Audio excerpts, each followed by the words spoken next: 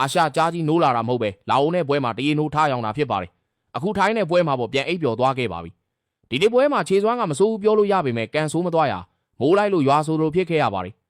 ပထမပိုင်းမှာမြန်မာအသင်းကပင်နယ်တီတစ်လုံးပေးခဲ့ရပြီးနောက်ထပ်တစ်ကြိမ်လဲစိုးမိုးကျော်ရဲ့လက်ထိဘောဖြစ်သတ်မှတ်ခံရတာကြောင့်ထိုင်းအသင်းကိုဒုတိယမြောက်ပင်နယ်တီထပ်ပေးခဲ့ရပါတယ် VAR ပြန်ကြည့်ခဲ့ပေမဲ့ဆုံးဖြတ်ချက်ကတော့မပြောင်းလဲခဲ့ပဲဒိုင်လူကြီးကပင်နယ်တီအဖြစ်ဆုံးဖြတ်ခဲ့ပါတယ်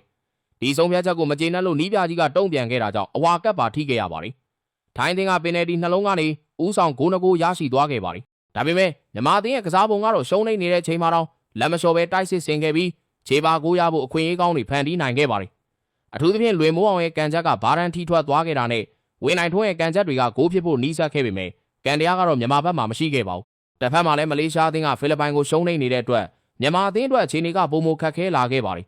ဒါပေမဲ့ဒီပွဲမှာမြင်တွေ့ရတာကမြန်မာအသင်းဟာထိုင်းလိုအသင်းကောင်းတစ်သင်းကိုတောင်ရှင်ပြိုင်ကစားနိုင်တဲ့အရေးချင်းရှိနေပြီဆိုတာပါပဲတိုက်စစ်ပိုင်းမှာတွဲလုံးတွေကောင်းခဲ့တယ်လို့အခွင့်အရေးဖန်တီးနိုင်မှုလည်းရှိခဲ့ပါတယ်မောင်မောင်လွင်အနီးကပ်မထိခဲ့ရင်တော့မြန်မာတိုက်စစ်ကဒီထက်ပိုပြီးအားကောင်းနိုင်ခဲ့မယ်လို့ပြည်သက်တွေကနှမျောနေကြပါတယ်ဘောလုံးမှာတစ်ခါတရံကန်တရားကလည်းအရေးကြီးပါတယ်ဒါပေမဲ့မြန်မာအသင်းရဲ့ဒီပွဲကစားပုံကတော့အားပေးရမယ့်အရာတစ်ခုဖြစ်ခဲ့ပါတယ်ဒိုင်လူကြီးရဲ့ပင်နယ်တီအပေါ်ဘယ်လိုမြင်ကြလဲ